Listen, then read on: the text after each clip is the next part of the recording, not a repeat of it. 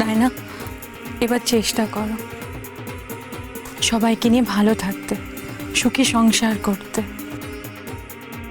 উকিলবাবু তো বললেন ভাঙতে সময় লাগে না, সময় লাগে গড়তে। আমরা সবাই তোমাকে ভালোবাসা দিয়েছি, আবার তোমাকে ভালোবাসতে চাই। আমাদের একটু বিশ্বাস করতে দাও, দেখবে সব ঠিক হয়ে যাবে।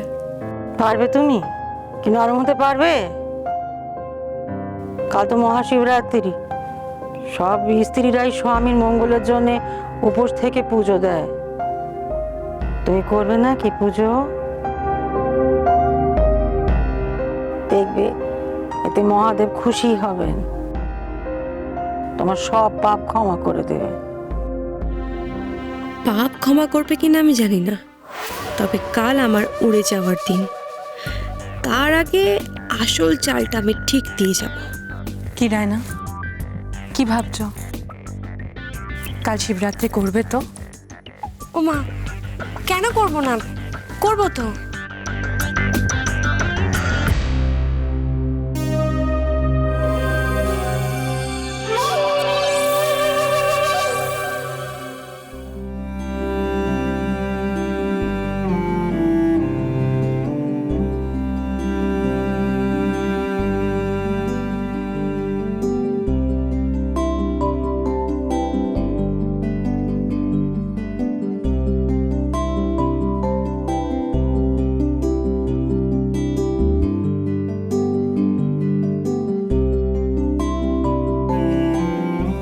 কি করব, সন্ধে তো হয়ে গেছে। এখন ডেকে দিই নাকি? না হলে তো আবার মাথায় ব্যথা করবে। না না থাক, যা ধকল গেছে ওর উপর দিয়ে শরীর মন সব ক্লান্ত হয়ে গেছে। নিজের খাটেও কতদিন ঘুমোতে পারিনি, একটু শান্তি মতো ঘুমিয়ে নিক।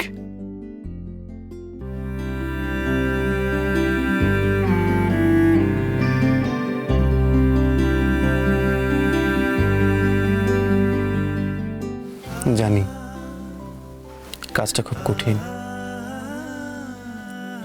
মাঝে মাঝে তো আমার প্রায় অসম্ভবই মনে হয়। তবে একটু চেষ্টা করো, চেষ্টা করো আমাকে ক্ষমা করে দেওয়ার।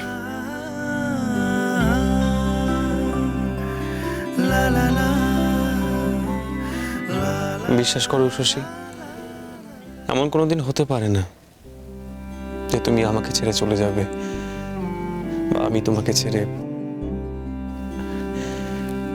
আসলে কি জানো তো, আমি না কখনো তোমাকে। ও শশী,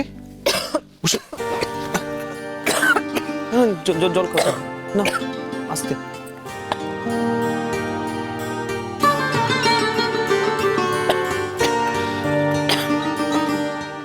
ওমা, সন্ধে হয়ে গেছে তো, তুমি আমায় ডাকোনি কেন? কি গো তুমি, এখন সবাই কি বলবে বলো তো? আর কি করছিলে তুমি? ঘুমন্ত অবস্থায় তোমায় কতদিন দেখিনি, তাই দেখতে গিয়ে আজ আর তোমায় ডাকিনি ইচ্ছে করে।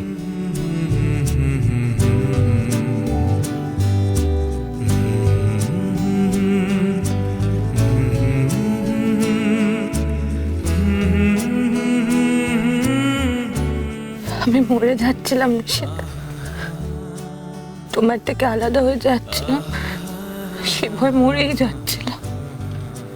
আর না শশী, আর তুমি ভয় পাবে না, আমি তোমাকে ভয় পেতে দেব না।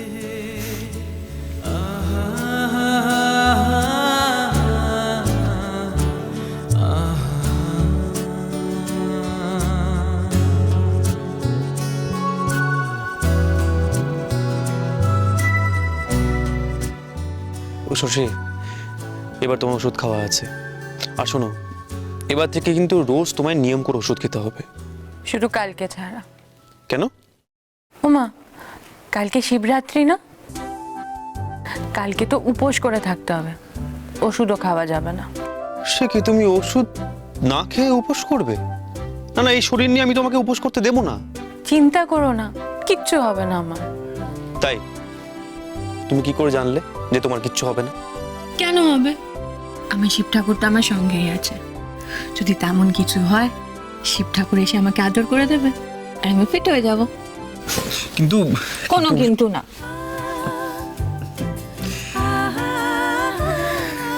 আচ্ছা শশী, আমি বোকা না পাগল বলো তো?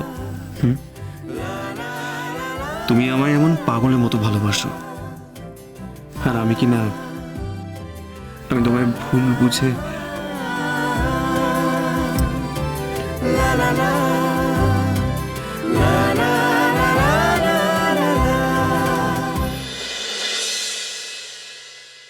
কি রে দেবর, কি হলোটা কি তোর? এত আকাশ পাতাল কি ভাবতে লেগেছিস? কে নিজেকে বদলাবি নাকি পালাবি, কি ভাবছিস?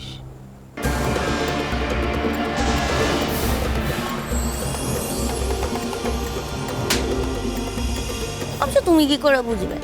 তুমি তার তোমার বরকে ভালোবাসো না, তুমি ভালোবাসা বুঝবে না। আর দেবলের সামনে আর বাকিটা নাই বা বললাম। কি রে দেবর, কি হলো? কি এখনো কি আকাশ পাতাল ভেবে চলেছিস? এই দেবর, কি রে, কি ছেলের জন্য মন উতলা হয়েছে নাকি? একদিন পরে বাপের মন উতলা হলো? হ্যাঁ হ্যাঁ মা, কতদিন ধরে ছেলেটার কথা খুব মনে পড়ছে। কোথায় আছে, কি করছে?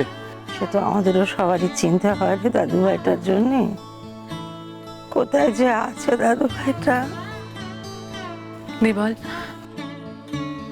ডায়নাকে বলো না ওই পারের রাজাকে ফিরিয়ে আনতে। অনেক তো হলো, এবার ফিরিয়ে আনুক। তুমি জানো কি না জানি না, আমরা সবাই জানি রাজাকে ডায়নাই আমাদের কাছ থেকে দূরে সরিয়ে রেখেছে। যার ছেলে তার হুঁশ নেই, পাড়াপড়শির ঘুম নেই, ছেলেটা তো আমাদের। তাই ভাবনাটা আমরা ভাবলেই ভালো হয় না শশী? হ্যাঁ একদমই ঠিক বলেছো, ছেলেটা তোমাদের, ভাবনাটাও তোমাদেরই হওয়া উচিত। তবে আমার মনে হয় না উচ্ছ্বসী খুব একটা কিছু ভুল বলেছে। রাজা তো আমাদেরও সন্তানের মতন, আমরা ওকে খুব ভালোবাসি। আর আমি এটাও জানি তুমি ওকে নিয়ে অনেক নাটক করেছো। এবার ওকে ফিরিয়ে আনো না, আমরা সবাই তাতে খুশি হব। প্লিজ ডায়না, আমার একটা কথা শোনো। তুমি রাজাকে ফিরিয়ে দাও না, তারপর না হয় তুমি আমাকে ছেড়ে চলে যেও।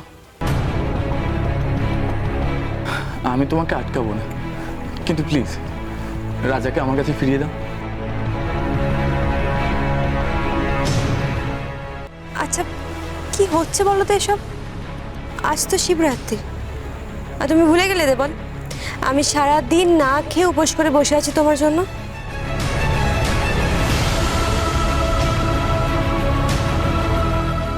শোনো দেবল, আজ আমি তোমার মঙ্গল কামনায় শিবের মাথায় জল ঢালবো, আর তারপর তোমার জন্য স্পেশাল রান্নাও করব। দেন তুমি আর আমি মিলে রাজাকে নিয়ে আসবে, কেমন? খুশি তো?